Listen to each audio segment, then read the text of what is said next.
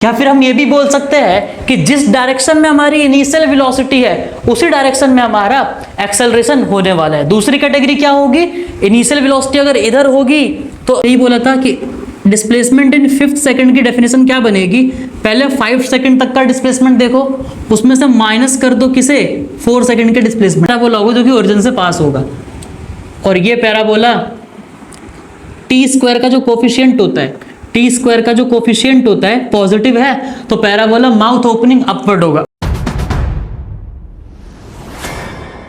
Hello everyone, my name is Deepak Jha and welcome you all on our channel. तो कैसे हैं आप सभी, I hope you all are doing great in your life. तो बच्चों, last lecture में हम लोगों ने देखा था नॉन यूनिफॉर्म मोशन के बारे में और कैसे इसी मोशन को हम लोग कहते हैं यूनिफॉर्मली एक्सेलरेटेड मोशन। और हमने नॉन यूनिफॉर्म मोशन को गवर्न करने वाली 7 इक्वेशंस को डराइव भी किया था। अगर आप लोगों को उन इक्वेशंस के बारे में नहीं पता है, ज्यादातर बच्चों को 3 इक्वेशन के बारे में पता होता है, लेकिन अगर 7 इक्वेशन कैसे होती है इनके बारे में नहीं पता है, जो कि उन 3 ही इक्वेशन से आती है, तो आप लोग लेक्चर नंबर 5 रेक्टिलिनियर मोशन का भी अटेंड करना चाहिए आप लोगों को। आज के लेक्चर में हम लोग देखेंगे रेक्टिलिनियर मोशन, लेक्चर नंबर 6 में numericals on non uniform motion और उसके कुछ ग्राफिकल एस्पेक्ट्स भी।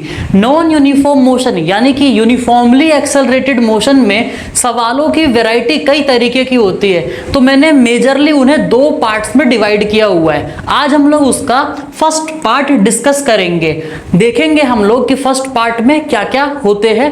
और ये जो मैंने कैटेगरी बनाई है ये मैंने अपने समझ के लिए कि बच्चों को थोड़ा आसानी हो न्यूमेरिकल्स को अप्रोच करने में, इस तरीके से मैंने बनाया। बुक्स में आपको 2 कैटेगरी में नहीं मिलेगा, सवाल मिक्स होंगे, लेकिन हमारी अंडरस्टैंडिंग बहुत बेहतर हो, औरों से जल्दी हम सवालों को सॉल्व कर पाए, इसके लिए मैंने सवालों की 2 कैटेगरी बना दी है। तो again, my name is Deepak Jha and this is our channel orbit education starting the lecture. तो बच्चों, पेन कॉपी निकालो और हेडिंग लगा लो। हेडिंग क्या लगाओगे मैं आपको बताता हूं, लिखना non uniform motion part first, numericals on non uniform motion part first, numericals on non uniform motion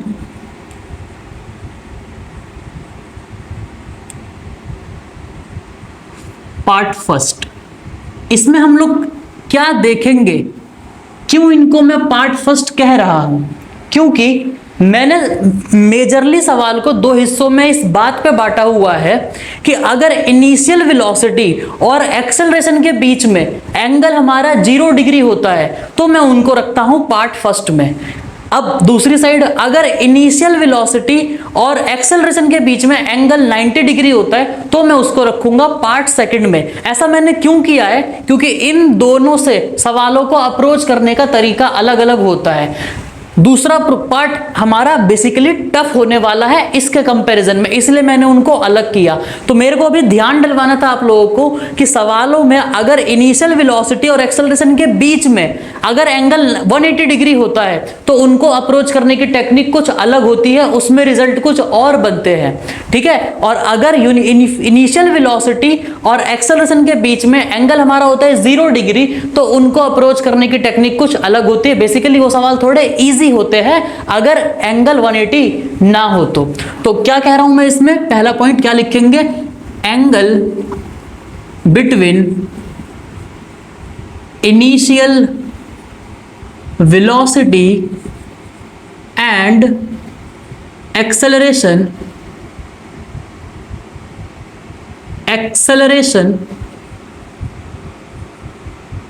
is 0 degree. या फिर हम ये भी बोल सकते हैं कि जिस डायरेक्शन में हमारी इनिशियल वेलोसिटी है उसी डायरेक्शन में हमारा एक्सेलरेशन होने वाला है। दूसरी कैटेगरी क्या होगी, इनिशियल वेलोसिटी अगर इधर होगी तो एक्सेलरेशन हमारा इधर होगा, 180 डिग्री का एंगल बनेगा। क्योंकि 180 डिग्री का जब एंगल बनता है तो पार्टिकल का पाथ वापस आ सकता है। इसीलिए मैंने आपको एक बात बोली थी कि डिस्टेंस और डिस्प्लेसमेंट इक्वल होते हैं कब, जब पार्टिकल टर्न बैक नहीं करता। क्योंकि जब टर्न बैक करेगा तो डिस्टेंस और डिस्प्लेसमेंट मैग्नीट्यूड वाइज अलग अलग हो जाते हैं। इसीलिए मोशन ऑन स्ट्रेट लाइन के पहले टाइप का न्यूमेरिकल हमारा तब बनता है जब इनिशियल वेलोसिटी और एक्सेलरेशन के बीच में एंगल हमारा होता है 0 डिग्री। इस केस में particle can not turn back. इस वाले केस में पार्टिकल वापस नहीं आ सकता है। आप लोगों को ऐसा लगेगा सर इस बात का कोई प्रूफ हो सकता है क्या? हम लोग सवाल करेंगे, सवाल अपने आप में प्रूफ है कि हमें दिखेगा कि टाइम जैसे जैसे आगे बढ़ रहा है पार्टिकल वापस आ ही नहीं रहा है, आगे चलता चला जा रहा है। ठीक है, तो मैं पहला सवाल लेता हूं, पहला सवाल इस कैटेगरी का पहला सवाल लेता हूं। मान लो ये हमारा पार्टिकल है, ठीक है, इसकी जो इनिशियल स्पीड है, इनिशियल स्पीड हमारे पास में 4 मीटर पर सेकेंड। इनिशियल वेलोसिटी बोल लो, स्पीड बोल लो, क्योंकि हम मोशन इन 1D पढ़ रहे हैं तो कोई फर्क नहीं पड़ने वाला। अच्छा, एक्सेलरेशन जो है इसका वो है हमारे पास में 2 मीटर पर सेकेंड स्क्वायर। ठीक है, सवाल आपसे पहला क्या पूछा गया है? सवाल आपसे पहला ये पूछा गया है कि वेलोसिटी ऑफ, आपको ऐसा लगेगा कि सर ये क्वेश्चन तो काफी इजी है, तभी तो मैंने इनको पार्ट फर्स्ट में रखा है। आपके माइंड में कॉन्सेप्ट में इतने अच्छे से डाल देना चाहता हूं कि आप जैसी सवाल पढ़ो आपको पता चलना चाहिए कि आपको स्टार्ट कैसे करना है। कभी भी आपको अगर ऐसा लग रहा होगा ना कि सवाल मेरे को समझ में नहीं आ रहा कि स्टार्ट कैसे करना है, तो आपने अपने नोट्स पे अच्छे से काम नहीं किया, आपने बेसिक को अच्छे से स्ट्रॉन्ग नहीं किया। तो बेसिक को स्ट्रॉन्ग करने का अच्छा तरीका है ये कि मैं सवालों की कैटेगरी बना दूं कि अगर ऐसे होगा तो इस तरीके से अप्रोच करेंगे। आज हम लोग क्या पढ़ने वाले हैं? फर्स्ट पार्ट पढ़ रहे हैं। इसमें क्या देखेंगे हम? किसी भी सवाल में जब भी हम कभी भी मोशन के सवालों को पढ़ेंगे तो हम सबसे पहले क्या देखेंगे कि इनिशियल वेलोसिटी और एक्सेलरेशन के बीच में कितना एंगल है। अगर 0 डिग्री होगा तो जो काम हम आज कर रहे हैं हमें हमेशा सवाल को वैसे ही अप्रोच करना है। ठीक है, और पॉसिबिलिटीज भी सारी वही बनेगी जो हमारे आज हम सीखने वाले आज की क्लास में। चलिए, velocity of particle at t equals to 4 second. हमसे बोला हुआ है 4 सेकेंड पे पार्टिकल कहां गया होगा। तो अब ध्यान से सुनिएगा, ये इनिशियल स्पीड है। ठीक है, मैं इस पार्टिकल का पाथ यहां बनाने जा रहा हूं ताकि और क्लैरिटी आए हमारे पास में। अगर u हमारे पास में इधर था और एक्सेलरेशन भी हमारे पास में इधर था तो पार्टिकल चलता जाएगा चलता जाएगा चलता जाएगा। u इनिशियल स्पीड का मैग्नीट्यूड बढ़ाता जाएगा, एक्सेलरेशन बार बार जैसे जैसे टाइम बढ़ता जाएगा वेलोसिटी बढ़ती जाएगी बढ़ती जाएगी बढ़ती जाएगी, क्योंकि v हमारा इंक्रीज होता जाएगा। क्यों? क्योंकि कभी भी एक्सेलरेशन इनिशियल स्पीड के अपोजिट डायरेक्शन में लगा ही नहीं है, क्योंकि हमारे पास में इक्वेशन क्या होती है? v बराबर u प्लस में at। अब मैंने आपको एक बात बताई थी कि अगर एक्सेलरेशन पॉजिटिव है, मैंने इधर बोल दिया, इधर वाले साइन को क्या बोल दिया मैंने? पॉजिटिव। इधर वाले साइन को क्या बोल दिया मैंने? नेगेटिव। ठीक है, ऐसा ही होता है। तो एक्सेलरेशन इधर लग रहा है तो a क्या हो जाएगा? पॉजिटिव। u भी इधर लग रहा है, u क्या हो जाएगा? पॉजिटिव। टाइम तो हमेशा ही पॉजिटिव होता है। तो अब जरा सोच के देखो, पॉजिटिव पॉजिटिव पॉजिटिव पॉजिटिव में पॉजिटिव ऐड होगा तो v हमेशा हमें पॉजिटिव ही मिलेगा और वो भी बढ़ता हुआ रहेगा। याद आ रहा है? मोनोटोनिक इंक्रीजिंग फंक्शन इस तरीके से काम करेगा ये। तो अगर मेरे से कोई पूछता है कि पार्टिकल की स्पीड 4 सेकंड पे कितनी होगी, तो मेरे पास में इनिशियल स्पीड है, मेरे को फाइनल स्पीड निकालने 4 सेकंड में, टाइम दे रखा है, a दे रखा है। सबसे अच्छी इक्वेशन तो यही है जो लग सकती है। तो v बराबर u प्लस में at। v मेरे को फाइंड करना है, u कितना दे रखा है? 4। a कितना दे रखा है हमें? 2 प्लस का 2, u भी प्लस का 4, और टाइम कितना दे रखा है हमें? 4।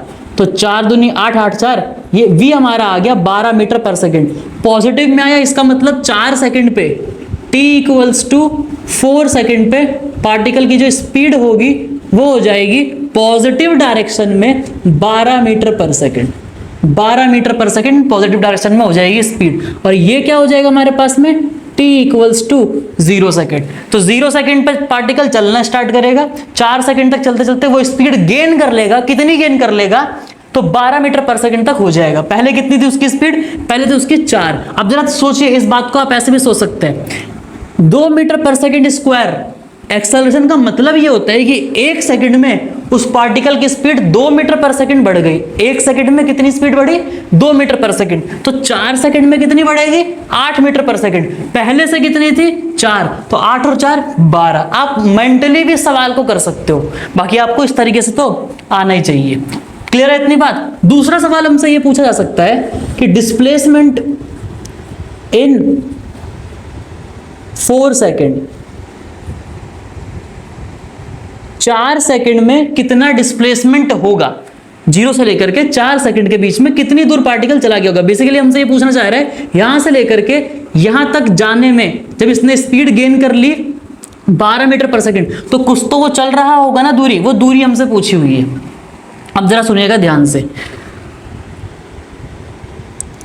तो हमसे दूरी पूछा हुआ है, टाइम दे रखा है, एक्सेलरेशन दे रखा है, इनिशियल स्पीड दे रखा है, तो सबसे बेहतरीन इक्वेशन होगी s बराबर ut plus half a t square. Sign convention को फॉलो करते हुए हर वैल्यूज को हम यहां पे रख देंगे। u कितना दे रखा है हमें, u दे रखा है 4।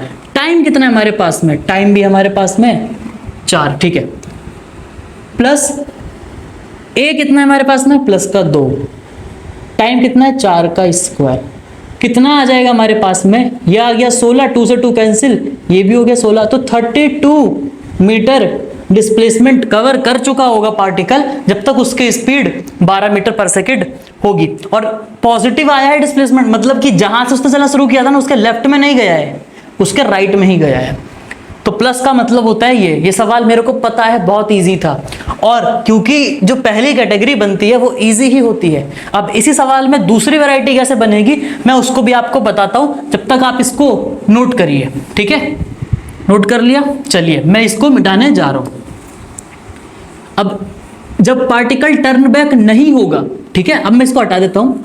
नोट्स में आप लोगों ने हेडिंग लगा ली होगी। हमने क्या जाना अभी तक कि हाँ बिल्कुल सही बात है, सीधे सीधे पार्टिकल चलता जा रहा है, कभी भी वापस नहीं आएगा। 12 के बाद और टाइम बढ़ेगा और स्पीड बढ़ेगी और स्पीड बढ़ेगी, पॉजिटिव साइड में स्पीड बढ़ती चली जाएगी। मतलब पार्टिकल कभी भी वापस आ नहीं सकता। क्यों नहीं आ सकता, क्योंकि इनिशियल वेलोसिटी और एक्सेलरेशन के बीच में एंगल कितना था, 0 डिग्री था, ठीक है। तो पहली कैटेगरी आपको समझ में आ गई है। मैं अब दूसरी कैटेगरी आज नहीं बताऊंगा, दूसरी कैटेगरी के लिए सवाल किस तरीके से अप्रोच करेंगे वो किसी और लेक्चर में देखेंगे। अब 0 डिग्री वाले में ही कई तरह की वैरायटी और बनती है, जरा ध्यान से सुनिएगा, ध्यान सुनिएगा, सवालों पे डिपेंड करता है। दूसरा सवाल ठीक ऐसा ही है, पार्टिकल यहां से चलना स्टार्ट हुआ, उसकी जो इनिशियल स्पीड थी हमारे पास में, इनिशियल स्पीड थी हमारे पास में 8 मीटर पर सेकंड और एक्सेलरेशन दे रखा था हमें 10 मीटर पर सेकंड स्क्वायर, ठीक है। हमसे क्या बोला हुआ है, पहला सवाल डिस्प्लेसमेंट इन 4 सेकेंड, 4 सेकेंड में डिस्प्लेसमेंट कितना हो जाएगा। आइए इसको देखते हैं। वैल्यूज चेंज है, आप लोग कर सकते हो, मैं डायरेक्ट करने जा रहा हूं, फटाफट से आंसर को मैच करिएगा। तो हमें डिस्प्लेसमेंट निकालना है सीधे, u दे रखा है, a दे रखा है, टाइम भी दे रखा है, तो इक्वेशन यही लगाएंगे ut plus half a t square. तो u कितना है हमारे पास में 8, टाइम कितना है हमारे पास में 4, हाफ a कितना है हमारे पास में 10। अच्छा u इधर है प्लस का 8 तो मैंने प्लस का 8 ही रख दिया, a भी इधर है प्लस का 10 तो मैंने प्लस का 10 रख दिया। टाइम कितना है 4 का स्क्वायर हो गया, ये हो गया 32, 5, 16 5 जा 80, तो हमारे पास में कितना मिल गया, ये 112 मीटर। काफी इजी था, बहुत इजी था। मैं यहाँ पे एक चीज आपको और दिखाना चाहता हूँ कि मेथड टू सर क्यों कर रहे हैं, अंडरस्टैंडिंग को डेवलप करने के लिए सर, क्योंकि मैंने आपको 7 फॉर्मूले लिखवाए थे सर, कहाँ यूज करेंगे। तो अब देखिए मेथड 2 कई बारी इस तरीके से भी निकाल सकते हैं हम, लेकिन कई बारी क्वाड्रेटिक वगैरह बन रही हो तो आप देखिए एक लॉजिक मैं आपको दे रहा हूं कि इस तरीके से भी सवाल को समझा जा सकता है। कितने टाइम में निकालना है हमें, 4 सेकंड में। चलिए ठीक है, मान लो अगर इसी में मेरे से कोई दूसरा सवाल को ये पूछ ले, मेथड 2 भी आप समझ जाएंगे कि मेथड 2 क्यों बोल रहा हूं। अगर मान लो दूसरा सवाल हमसे ये बोले वेलोसिटी इन 4 सेकंड, 4 सेकंड में पार्टिकल की वेलोसिटी कैसे होगी, तो लास्ट सवाल जो हमने करा है बिल्कुल वैसा ही है, बस वैल्यूज अलग अलग है। फटाफट से कर देते हैं। हमें पता है कि एंगल 0 डिग्री है, पार्टिकल चलता जाएगा किसी भी 4 पे, मतलब टर्न बैक तो कभी होगा नहीं, ठीक है ना। तो वेलोसिटी जो आएगी वो पॉजिटिव ही आएगी, आना भी चाहिए। u कितना है 8, a कितना है 10, टाइम कितना है 4, तो कितना आ गया ये 48 मीटर पर सेकंड आ गया, बहुत ही अच्छा। अब सुनिएगा जरा बात को मेरे ध्यान से, t = 0 पे अगर मेरे से कोई बोले कि इस सवाल के पूछने के बाद कोई मेरे से डिस्प्लेसमेंट पूछे तो मैं ये कर सकता हूं, और मैं क्या कर सकता हूं, t इक्वल टू 0 पे जो भी स्पीड होती है उसको इनिशियल स्पीड बोलते हैं। क्या है हमारे पास में 8 मीटर पर सेकंड। t इक्वल टू किस टाइम पे पूछा गया डिस्प्लेसमेंट, 4 सेकंड पे पूछा गया है, तो 4 सेकंड पे कितना है फाइनल वेलोसिटी 48 मीटर पर सेकंड। अब मेरे से क्या बोला हुआ है, डिस्प्लेसमेंट बता दो। तो क्या डिस्प्लेसमेंट का एक फॉर्मूला हमने ये भी पढ़ा हुआ है, v plus you by 2 into में t, बिल्कुल पढ़ा हुआ है। अब देखिए क्या इससे आ जाएगा सर, बिल्कुल आ जाएगा, आना भी चाहिए। v कितना है हमारे पास में 48, u कितना है हमारे पास में 8 डिवाइडेड बाय 2, टाइम कितना है हमारे पास में 4, तो 8 और 48 कितना हो गया 56 हो गया। 2 ने 4 को 2 पे मार दिया 112 मीटर। देखिए क्या आंसर सेम नहीं आया, बिल्कुल सेम आया। इसलिए मैंने बोला कि अगर आपसे कभी ये सवाल पहले पूछे फिर डिस्प्लेसमेंट पूछे तो इसकी कैलकुलेशन इजी है। यहाँ पे क्वाड्रेटिक स्क्वायर वगैरह सॉल्व करने पड़ सकते हैं, यहाँ ऐसी कोई दिक्कत नहीं है। बाकी ठीक है, अगर आपको ये भी सॉल्व करना आ रहा है तो कोई बात नहीं, कर सकते हो आप लोग, अच्छी बात है अगर आना आ रहा है आप लोगों को तो। अब देखिए तीसरा सवाल हमसे क्या पूछेगा कोई, तीसरा सवाल क्या पूछेगा हमसे कोई, डिस्प्लेसमेंट इन 5 सेकंड, 5 सेकंड में कितना डिस्प्लेसमेंट होगा। तो अब मैंने आपको ये या तो ये लॉजिक फॉलो करेंगे या तो ये लॉजिक फॉलो करेंगे। तो अब हमें अगर मेरे को ये वाला लॉजिक फॉलो कराना है तो मेरे को पहले t इक्वल टू 5 सेकंड पे फाइनल वेलोसिटी निकालनी होगी।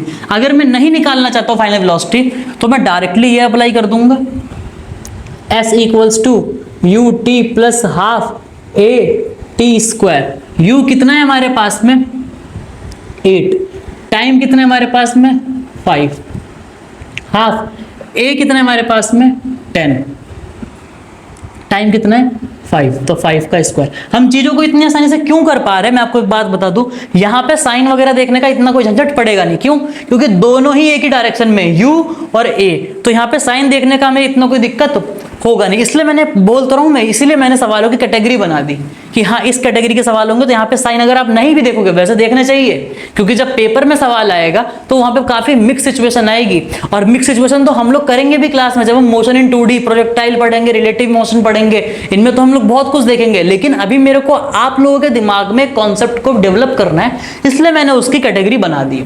ठीक है, तो ये हो जाएगा ये 5 का स्क्वायर, तो 5 का क्यूब हो गया, 8 5 जा 40, 125, तो कितना आ गया ये 165 मीटर।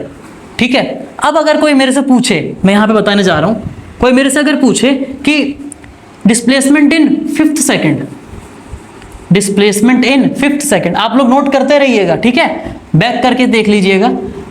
4th क्वेश्चन क्या पूछ सकता है, displacement in 5th second, 5 second नहीं बोला हुआ है, 5th सेकंड बोला हुआ है। जो मैंने आप लोगों को बताया था जब मैंने आपको एक अलग से टॉपिक कराया था, कौन सा टॉपिक कराया था, concept of time, nth second का टाइम, और फिर उसको यूज कराया था मैंने डिस्प्लेसमेंट इन nth सेकंड में। ठीक है, तो मैं वो चीज करने जा रहा हूं। अगर आपसे कभी कोई बोले कि 5th सेकंड में क्या डिस्प्लेसमेंट होगा, तो मैंने आपको यही बोला था कि डिस्प्लेसमेंट इन 5th सेकंड की डेफिनेशन क्या बनेगी, पहले 5 सेकंड तक का डिस्प्लेसमेंट देखो, उसमें से माइनस कर दो किसे, 4 सेकंड के डिस्प्लेसमेंट को। अब 5 सेकंड का डिस्प्लेसमेंट क्या है हमारे पास में 165 मीटर। ठीक है, माइनस 4 सेकंड का कितना है 112 मीटर। जब मैं इसको सॉल्व करूंगा तो मेरे पास में आ जाएगा 53 मीटर। सॉल्व करिएगा 53 ही आएगा। ठीक है, तो ऐसे कर सकते थे हम। अगर सर आपने जो डायरेक्ट फॉर्मूला बताया था उसको अप्लाई करो, तो अगेन इसका इस सवाल का मेथड 2 क्या होगा, आप डायरेक्टली फॉर्मूला भी अप्लाई कर सकते हो। डायरेक्ट फॉर्मूला क्या है आप लोगों को याद होना चाहिए और याद होगा भी। एस nth का फॉर्मूला क्या होता है, u plus A by 2n minus 1। Clear है? अब चलिए u क्या है मेरे पास में, u है मेरे पास में 8, एक्सेलरेशन कितना है 10 बाई 2 n कितना है, मेरे से कौन से सेकंड के लिए पूछा गया है, 5th सेकंड के लिए पूछा गया, तो n की वैल्यू क्या हो जाएगी 5 हो जाएगी। तो यहां से कितना आ गया मेरे पास में 8 प्लस में 5, 10 को 2 ने काट दिया, ये हो गया 9, तो कितना आ गया 8 प्लस 45। सॉल्व करोगे तो आपको 53 मीटर ही मिलेगा। हर चीजें सेटिस्फाई कर रही है। 112 हमने अलग तरीके से निकाला, नॉर्मल तरीके से निकाला तो वो भी 112 आया था। यहाँ हमने दोनों को माइनस करके कॉन्सेप्ट बताया तब भी वही आ गया, डायरेक्टली फॉर्मूला अप्लाई किया तब भी वही आ गया। आना भी चाहिए, हमने चीजों को इतने अच्छे से बिल्ड किया है कॉन्सेप्ट क्लासेस के दौरान कि हाँ अब हमें सवाल करना बहुत आसान लग रहा है, औरों के कंपैरिजन में हम जल्दी सवाल को सॉल्व कर पा रहे हैं। और मैंने तो सवालों में भी कैटेगरी बना दी है, तो अगर इस टाइप के सवाल होंगे तो आपको इस तरीके से ही चलना होगा। अब कई बार सवाल क्या होते हैं ना, ग्राफिकल अप्रोच के भी होते हैं कि ग्राफ के थ्रू भी तो कुछ चीज, जैसे कि इन्हीं में जब भी हमारे पास में इनिशियल वेलोसिटी और एक्सेलरेशन के बीच में कोई एंगल नहीं होगा तो ग्राफ ड्रॉ करने के सवाल आ जाते हैं। तो एक सवाल उसका भी देखते हैं हम लोग। तो आप लोग इसे नोट करिए और आप लोगों को चीजें समझ में आ भी रही होगी। हाँ जी ठीक है, विजिबल भी है हर चीज, ठीक है। चलिए नोट कर लिया होगा आप लोगों ने, आइए आगे बढ़ते हैं। अब देखते हैं एक सवाल जो कि ग्राफिकल अप्रोच को भी आपको समझाएगा, ठीक है। और इससे अगली क्लास में हम लोग देखेंगे टाइप 2 के सवाल या पार्ट 2 भी। समझ आप कुछ भी समझो, अब मैंने अब आपको एक बार बता दिया ना कि दो तरीके के सवाल होते हैं, एक में एंगल 0 डिग्री होगा, एक में एंगल 180 डिग्री होगा। तो अब आपके दिमाग में बहुत बैठ चुकी है, तो अब तो हेडिंग नहीं भी लगाओगे तब भी चलेगा, लेकिन आपको लगाना चाहिए क्योंकि मैं एज अ टीचर मेरे को याद है, मैंने वो क्लासिफिकेशन किया हुआ है, आपने नहीं किया हुआ है, तो आपके पास वो रहेगा। आप उसे 2-4 बार रिवाइज करोगे और रिवाइज तभी कर पाओगे जब आपके नोट्स में बातें उस तरीके से लिखी होगी जिस तरीके से मैं बिल्ड कर रहा हूँ, ठीक है। तो आज तो बहुत ईजी सवाल आपको लग रहे होंगे, अगले क्लास में जब हम पार्ट 2 करेंगे नॉन यूनिफॉर्म के न्यूमेरिकल का, तब देखिएगा बहुत ही शानदार कॉन्सेप्ट बनेंगे, क्योंकि उस टाइम में पार्टिकल टर्न बैक करेगा तो वहां पे अलग अलग तरह के कॉन्सेप्ट बनते हैं, ठीक है। तो आइए अगला सवाल देखते हैं। अगेन एंगल तो 0 डिग्री होने वाले है सर, हाँ एंगल 0 डिग्री होगा। तो u है हमारे पास में, पार्टिकल का u कितना दे रखा है, u मान लेते हैं 4 मीटर पर सेकेंड और एक्सेलरेशन 2 मीटर पर सेकेंड, ताकि डेटा थोड़ा अच्छा रहेगा, चीज़ें जल्दी सॉल्व होंगी। ये मैंने 4 लिखा है, ठीक है, 4 मीटर पर सेकेंड। अब आइए सबसे पहला सवाल बोला हुआ है हमसे कि velocity of particle at any time T, किसी भी टी टाइम पे। इस पर हमसे ये नहीं बोला हुआ है कि 4 सेकंड पे, 3 सेकंड पे, 2 सेकंड पे, हमसे तो ये बोला हुआ है किसी भी टाइम पे एक इक्वेशन निकाल दो कि मैं उसके अंदर टाइम की वैल्यू रखते जाऊं और मेरे को अलग अलग टाइम पे वेलोसिटी मिलते जाए। तो कैसे सॉल्व करेंगे जरा ध्यान से सुनिएगा। तो अगेन वेलोसिटी निकालना है विद रिस्पेक्ट टू टाइम, तो v बराबर u प्लस ए टी, यही दिमाग में आना चाहिए और यही सही भी है। तो v बराबर u plus A T, u है हमारा इस डायरेक्शन में, कितना दे रखा है हमें, तो दे रखा है u 4 प्लस a कितना है, a है 2 t, पता है सवाल हो भी गया। Velocity function of time t कितना आ गया, 4 प्लस 2t, यही है आंसर।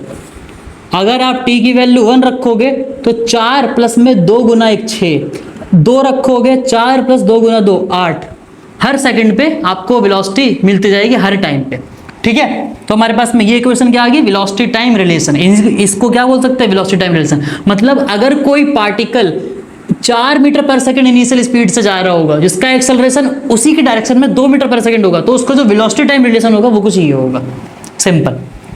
अब सुनिएगा ध्यान से। दूसरा हमसे क्या बोला हुआ है, displacement of particle at any time T, किसी भी टाइम टी पे। जिस तरीके से हमने इक्वेशन निकाली है वेलोसिटी और टाइम की, उसी तरीके से हमसे इक्वेशन मांगी हुई है अब कि डिस्प्लेसमेंट टाइम का हमारे पास में रिलेशन दो, ठीक है। तो डिस्प्लेसमेंट टाइम दे रखा है, तो डिस्प्लेसमेंट टाइम रिलेशन ही हमारे दिमाग में आएगा। तो s बराबर you t plus half a t square. आइए सॉल्व करते हैं। तो s तो हमें पता नहीं, हमें तो s निकालना है in form of t। Displacement of particle at any time t का मतलब क्या होता है कि डिस्प्लेसमेंट इन टाइम t के फॉर्म में निकाल दो। Velocity of particle at any time t का क्या मतलब होता है, velocity of particle in form of time t निकाल दो। तो u कितना दे रखा है हमें, 4 दे रखा है, तो 4t प्लस हाफ a कितना है हमारे पास में 2t स्क्वायर। इसको थोड़ा सा सॉल्व करेंगे हम लोग तो s equals to 4t plus t square. तो ये आ गया हमारे पास में डिस्प्लेसमेंट टाइम रिलेशन। हाँ जी विजिबल है। चलिए ये आ गया हमारे पास में क्या, डिस्प्लेसमेंट टाइम रिलेशन। अब सुनिएगा ध्यान से, तीसरा सवाल हमसे बोला हुआ है, इसी में ग्राफिकल अप्रोच कैसे बनता है।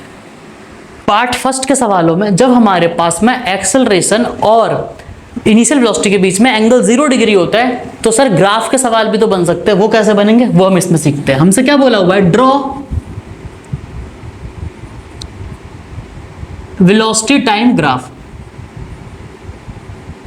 तो अगर मेरे से कोई डायरेक्टली ये सवाल पूछता ना, तो पहले मेरे को ये करना ही पड़ता, क्योंकि ग्राफ में कैसे बनाऊंगा, मेरे पास पहले इक्वेशन तो हो।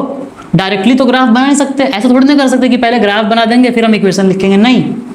वैसे वैसे सवाल भी बनते हैं कि ग्राफ दिया हुआ हो तब मैं रिलेशन लिख दूं, लेकिन अभी तो ग्राफ बनाने के लिए बोला हुआ है ना। तो ग्राफ बनाने से पहले हमारे पास में इक्वेशन होना चाहिए, तो पहले मेरे को ये करना ही पड़ता। तो मैंने सवालों को अरेंज ही इस तरीके से किया हुआ है कि इस सवाल तक आप, तीसरे तक आप तभी पहुंचोगे जब आपने पहला किया हो। चलो ठीक है, हम ये देख रहे हैं कि वेलोसिटी टाइम रिलेशन हमको निकालना है, वेलोसिटी टाइम रिलेशन। अब सुनिएगा, ये वेलोसिटी हो जाएगा मीटर पर सेकंड में और टाइम हो जाएगा सेकंड में। अब सुनिएगा ध्यान से, ये वेलोसिटी है हमारे पास में, क्या दे रखा है 4 + 2t, टाइम की पावर 1, वेलोसिटी की पावर 1, यानी कि y एक्सिस की पावर 1 है, x एक्सिस की पावर भी 1 है। तो इसको तो बोलते हैं लीनियर इक्वेशन।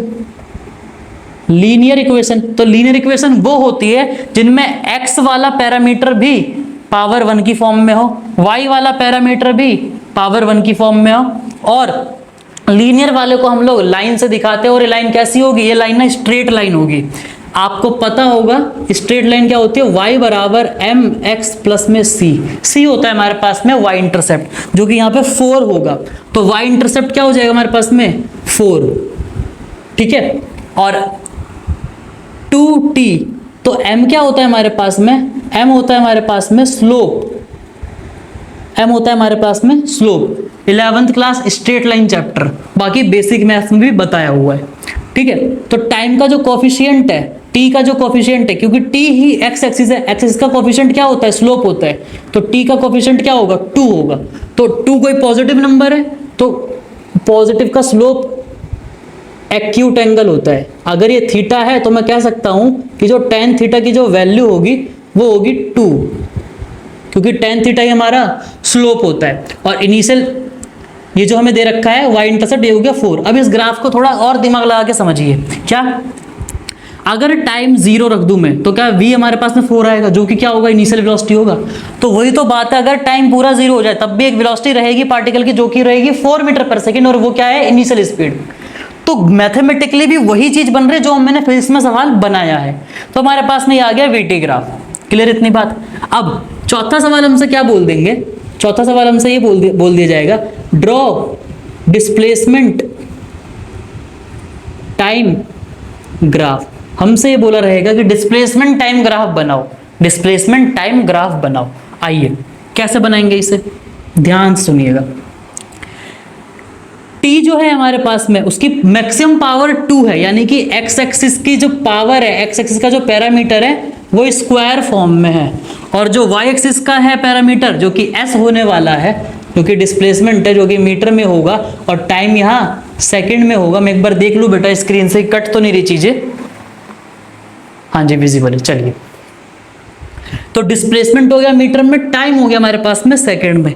अब यहाँ पे हमें ध्यान क्या देना है, ध्यान ये देना है कि ये तो पैराबोला इक्वेशन है, y बराबर ax² bx c, है ना। तो ये हमारे पास में क्या हो जाएगा, पैराबोला इक्वेशन है। अच्छा, इसका जो वैसे स्टैंडर्ड जो पैराबोला होता है, जनरल जो पैराबोला, स्टैंडर्ड नहीं जनरल जो पैराबोला होता है वो कुछ ऐसा होता है, ax² प्लस bx प्लस में c। आप लोगों ने स्ट्रेट लाइन में पढ़ा होगा, बेसिक मैथ्स में भी पढ़ा होगा।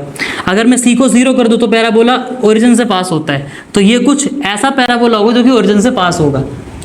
और ये पैराबोला t² का जो कोफिशिएंट होता है, t² का जो कोफिशिएंट होता है पॉजिटिव है, तो पैराबोला माउथ ओपनिंग अपवर्ड होगा। अगर नेगेटिव होता, जो कि हम आगे देखेंगे टाइप 2 के सवालों में हम लोग देखेंगे, क्योंकि आप खुद सोचो टी स्क्वायर का कोफिशिएंट नेगेटिव कब होगा, जहां पे एक्सेलरेशन नेगेटिव आएगा। एक्सेलरेशन नेगेटिव आएगा इसका मतलब 180 डिग्री का एंगल बनाएगा इनिशियल वेलोसिटी के साथ में। तो टाइप 2 के सवालों में हम यहाँ पे ये भी देखेंगे कि माउथ ओपनिंग डाउनवर्ड पैराबोला भी बनता है, लेकिन वो बात की बात है। मैंने आपको अभी थोड़ा सा हिंट दे दिया। अगर किसी बच्चे को आज लग रहा होगा कि सर ये बाद में आपने क्या बता दिया पॉजिटिव नेगेटिव, तो कोई दिक्कत नहीं है, यहां तक समझ में आया ना।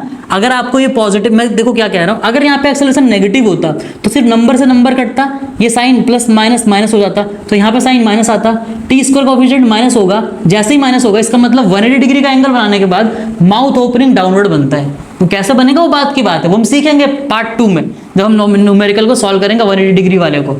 ठीक है, आज तो हम सिर्फ और सिर्फ नॉर्मल सवालों को कर रहे हैं। तो ये बन गया कुछ हमारा इस तरीके का ग्राफ। क्लियर है इतनी बात। आप लोग एक और चीज देख सकते हो, अगर मैं टी की वैल्यू 0 कर दूं, टी की वैल्यू 0 कर दूं तो डिस्प्लेसमेंट 0 हो जाएगा, इसलिए ग्राफ हमारा 0 से शुरू हो रहा है। ठीक है, चलिए अब हम लोग एक सवाल इसमें और पूछ लेते हैं। क्या पूछते हैं कई बार कि जो इनिशियल वेलोसिटी है, ठीक है, इनिशियल वेलोसिटी में 4 मीटर पर सेकंड दे रखा है। मैं इस फर्स्ट पार्ट को मिटाने जा रहा हूं। आई होप आप लोग बच्चों नोट कर रहे होंगे एक एक चीजों को। ठीक है, मैंने जो बेसिक आपको बताया कि पैराबोला कौन सा जनरल होता है, सीक 0 कर दिया तो पैराबोला 0 से मतलब ओरिजिन से पास हो रहा है, ये सब आप लोग जनरल मैथमेटिक्स में, बेसिक मैथमेटिक्स में पढ़ते हो। ठीक है, मैं कई बार लेक्चर ऐसे भी ले लूंगा कि हाँ आज मेरे को कई बार अगर आपके ना डाउट्स आते हैं कमेंट सेक्शन में कि हाँ बेसिक मैथ्स भी हमको अलग से पढ़ा दो, तो मैं आपको बता दूंगा। बाकी अब आप लोग अगर आपने स्ट्रेट लाइन मैथ्स में पढ़ा हुआ है तो यहाँ पे बेसिक चीजें आपको पता होगी कि मैं यहाँ पे क्या कह रहा हूँ। ठीक है, मैं आपको कॉम्पिटिटिव एग्जाम के ओरिएंटेड पढ़ा रहा हूँ, जिसमें हमें स्पीड भी मेंटेन करनी होती है अगर हमको सिलेबस सही टाइम पे पूरा करना है तो। चलिए, डिस्प्लेसमेंट टाइम हमसे अगला ने ये पूछ ले कि एक्सेलरेशन टाइम ग्राफ बताओ। 5th question, draw acceleration time graph. तो जरा ध्यान से सुनिएगा बात को। एक्सेलरेशन क्या, यूनिफॉर्म मोशन, ये मेरे पास में क्या यूनिफॉर्म मोशन है? बिल्कुल सही बात है, यूनिफॉर्म मोशन नहीं है ये। क्यों नहीं है? ये यूनिफॉर्म एक्सेलरेटेड मोशन है, क्योंकि यूनिफॉर्म मोशन अगर होता तो एक्सेलरेशन की वैल्यू 0 होती। इसका मतलब नॉन यूनिफॉर्म मोशन है, यूनिफॉर्मली एक्सेलरेटेड है।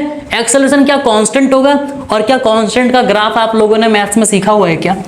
वाई एक्सिस पे मेरे को एक्सेलरेशन दिखाना है, एक्सिस पे मेरे को टाइम दिखाना है। तो वाई एक्सिस पे एक्सेलरेशन, एक्स एक्सिस पे दिखाया मैंने टाइम, ये हो गया एक्सेलरेशन। ऑफ कोर्स मीटर पर सेकंड स्क्वायर में है और ये सेकंड में है। तो क्या एक्सेलरेशन चाहे टाइम कुछ भी हो, 0 सेकंड, 1 सेकंड, 2 सेकंड, 3 सेकंड, चाहे कुछ भी हो, क्या मेरे पास में 2 ही है उसकी वैल्यू, तो यही हो जाएगा ग्राफ। अब जरा सुनिए बात को ध्यान से। सवाल ऐसे भी बनते हैं कि मान लो कि 0 से लेकर के 8 सेकंड तक एक्सेलरेशन 0 डिग्री के एंगल पे था इनिशियल वेलोसिटी के साथ। 8 से लेकर के 16 सेकंड के बीच में एक्सेलरेशन ने रिवर्स कर लिया, तो क्या ग्राफ कुछ ऊपर बनेगा कुछ नीचे बनेगा? क्योंकि 0 से 8 तक पॉजिटिव एक्सेलरेशन, फिर 8 से 16 तक नेगेटिव एक्सेलरेशन। तो हम देखेंगे, मैं क्या तो रहा हूं, वेरिएबल एक्सेलरेशन भी पढ़ेंगे, उसके भी ग्राफ बनाएंगे। इसीलिए मैंने हर चीजों को मिला करके नहीं पढ़ाया, नहीं तो कॉन्सेप्ट डेवलप होता ही नहीं है। ठीक है, तो कॉन्सेप्ट अच्छे से डेवलप हो, इसलिए मैंने आपको कैटेगरी वाइज पहले ही मैंने बता दिया कि प्रॉब्लम 2 तरीके की बनती है बच्चों के सिलेबस में। ठीक है, आइए जब हम थोड़ा समझदार हो जाएंगे, थोड़ा हम थ्योरी को अच्छे से कवर कर लेंगे, एक अच्छा अमाउंट हम इनके साथ बिता लेंगे, अमाउंट ऑफ टाइम इनके साथ हम बिता लेंगे, हमें थोड़ी प्रैक्टिस हो जाएगी, तब सवाल आप कितना भी मिक्स कर दो, क्योंकि हमारे दिमाग में एक ना सिग्नल जाएगा कि हाँ अरे अब सवाल ने चेंज किया, तो अब उस कॉन्सेप्ट के थ्रू होगा, सवाल नॉर्मल तरीके से चल रहा है तो वो देखेंगे हम लोग कि हाँ क्या हो रहा है। ठीक है, 6th क्वेश्चन इसी में क्या कई बार पूछ लेते हैं कि हमें ड्रॉ करके बताओ स्पीड टाइम ग्राफ। अब ये स्पीड टाइम ग्राफ देखिए, 6th question, speed time graph. हमसे क्या बोला हुआ है? स्पीड टाइम ग्राफ बनाओ। हमारे पास क्या पहले से अवेलेबल है? Velocity time. क्या पार्टिकल कभी वापस घूम करके आ रहा है? नहीं आ रहा, कभी भी वापस घूम करके नहीं आ रहा। तो सुनिएगा बात को ध्यान से, इसका मतलब पॉजिटिव में ही वेलोसिटी है और पॉजिटिव में ही स्पीड है। पार्टिकल घूम करके वापस आ ही नहीं रहा, क्योंकि मैंने आपको बताया था कि एवरेज वेलोसिटी और एवरेज स्पीड कब सेम होती है? Motion on a straight line. ठीक है, यहाँ पे क्या बात है, ग्राफ हमेशा इंस्टेंटेनियस वैल्यू देता है, एवरेज नहीं देता, इंस्टेंटेनियस वैल्यू। हर टाइम पे अलग अलग चीज, हर टाइम पे वेलोसिटी दे रहा है। क्या मेरे से अगर कोई पूछे कि स्पीड क्या होगी पार्टिकल की 2 सेकंड पे, तो जो वेलोसिटी का मैग्नीट्यूड होगा, जरा ध्यान सुनना, मैंने आपको क्या बताया था, इंस्टेंटेनियस स्पीड क्या होता है, इंस्टेंटेनियस स्पीड, कभी भी आपको स्पीड बोला हुआ एवरेज ना बोले तो वो इंस्टेंटेनियस स्पीड ही होता है, ये बात भी हम पहले समझ चुके हैं। तो स्पीड का मतलब क्या है, magnitude of velocity, instant velocity. अब इंस्टेंट वेलोसिटी का मतलब क्या है, ऐसी वेलोसिटी जो हर टाइम पे चेंज हो रही हो। क्या ये वेलोसिटी हर टाइम पे चेंज हो रही है? बिल्कुल सही बात है। क्या इसका मैग्नीट्यूड पॉजिटिव में है? तो किसी भी पॉजिटिव चीज का जो मैग्नीट्यूड होता है वो भी पॉजिटिव ही होता है। अगर ये कभी नीचे गया हुआ होता तो मैं ग्राफ को चेंज करके ऊपर लाता, वो हम लोग देखेंगे ट्रांसफॉर्मेशन में कि ग्राफ को कैसे ट्रांसफॉर्म करते हैं जब हम आगे की तरफ। हम अभी क्या हो रहा है, एक्सेलरेशन और इनिशियल वेलोसिटी एक ही डायरेक्शन में है, तो जो हमारे पास में वेलोसिटी है वही स्पीड है। आपको ऐसा दिमाग में रखना है, क्योंकि डायरेक्शन चेंज हो ही नहीं रहा है। कल को जब हम पार्ट 2 के सवाल कर रहे होंगे, दूसरे टाइप के सवाल कर रहे होंगे, इसमें एक्सेलरेशन और इनिशियल वेलोसिटी के बीच में 180 डिग्री का एंगल होगा, तो वेलोसिटी चेंज होगी और स्पीड अलग अलग होगी। उसमें हम देखेंगे, वो वहां देखेंगे दूसरे टाइप के सवालों में। फिलहाल क्या दिमाग में रखना है कि जब भी वेलोसिटी एक ही डायरेक्शन में जा रहा हो तो स्पीड भी उसी डायरेक्शन में रहेगा, पॉजिटिव में। और ऐसा क्यों होता है? ऐसा सिर्फ और सिर्फ तब होता है जब हमारे पास में एंगल एक्सेलरेशन और इनिशियल वेलोसिटी के बीच में 0 डिग्री होता है। तो मैग्नीट्यूड ऑफ इंस्टेंट वेलोसिटी क्या हो जाता है, एक्सेलरेशन। तो इंस्टेंटेनियस वेलोसिटी के ग्राफ का मैग्नीट्यूड यहां पे लिखना आपको स्पीड ही है, ठीक है, गड़बड़ मत करिए, स्पीड ही लिखना है। मैं बस बता रहा हूं कि उसकी हेल्प से, तो अगर इसका मैग्नीट्यूड लेंगे तो ये तो पूरा ही पॉजिटिव है, तो पॉजिटिव का जो मैग्नीट्यूड होगा वो भी तो पॉजिटिव होगा। तो ग्राफ स्पीड का भी कुछ ऐसे बनेगा, क्योंकि शुरुआती में स्पीड क्या है, 4 मीटर पर सेकंड, वही तो होगा। और यहाँ पे जो एंगल बनेगा एक्सेलरेशन के अकॉर्डिंग वो बनेगा वही tan थीटा इक्वल्स टू 2। तो स्पीड टाइम का ग्राफ और वेलोसिटी टाइम का ग्राफ, जब एंगल एक्सेलरेशन और इनिशियल वेलोसिटी के बीच में एंगल 0 डिग्री होता है तो ग्राफ सेम बनता है। एक्सेलरेशन अगर एक ही डायरेक्शन में कांस्टेंट है तो एक्सेलरेशन टाइम का ग्राफ ऐसा बनता है। डिस्प्लेसमेंट टाइम का ग्राफ अगर एक्सेलरेशन और इनिशियल वेलोसिटी के बीच में एंगल 0 डिग्री है तो हमेशा माउथ ओपनिंग अपवर्ड बनेगा। क्या इतनी बात आप लोगों को समझ में आ रही है? अच्छा, मैं इसमें आपको एक बात और बता दूं कि अगर, सुनिएगा बात को ध्यान से, क्या मैं इसी में क्या मैं डिस्टेंस टाइम ग्राफ भी पूछ सकता हूं क्या? इन्हीं सवालों में क्या मैं आपसे डिस्टेंस टाइम ग्राफ भी पूछ सकता हूं? मैं इसी में पूछता हूं कि डिस्टेंस टाइम ग्राफ क्या बनेगा, ठीक है। 7th question, distance time graph, distance time graph. तो आपको लग रहा होगा कि सर इतना आसान कॉन्सेप्ट था, हम तो बस 3 इक्वेशन लगाते थे, खत्म करते थे। ग्राफिकल अप्रोच को भी मैंने इसमें कैटेगरी बना दिया कि हाँ, जब एंगल 0 डिग्री है तो ग्राफ को किस तरीके से अप्रोच करेंगे, और हमेशा ऐसे ही अप्रोच करेंगे, यही बेस्ट तरीका है, डिस्टेंस टाइम ग्राफ। तो फिर वही बात मैं आपको बता रहा हूँ, मोशन होना स्ट्रेट लाइन ही है, सीधा चलता जा रहा है पार्टिकल, कभी भी मुड़ के कभी आएगा ही नहीं। तो जो डिस्प्लेसमेंट होगा वही डिस्टेंस होगा, बस आपको याद रखना है, जो डिस्टेंस होगा वही डिस्प्लेसमेंट होगा। तो डिस्टेंस ऑन वाई एक्सिस, तो जैसा ग्राफ आपका डिस्प्लेसमेंट का बना है वैसा ही ग्राफ आपका बिल्कुल एज इट इज वैसा ही बनेगा। तो स्ट्रेट लाइन में VT graph, speed time graph एक जैसा होगा, स्ट्रेट लाइन में displacement time graph, distance time graph एक जैसा होगा, एक्सेलरेशन ग्राफ कांस्टेंट होगा क्योंकि एक्सेलरेशन कभी चेंज नहीं हो रहा है।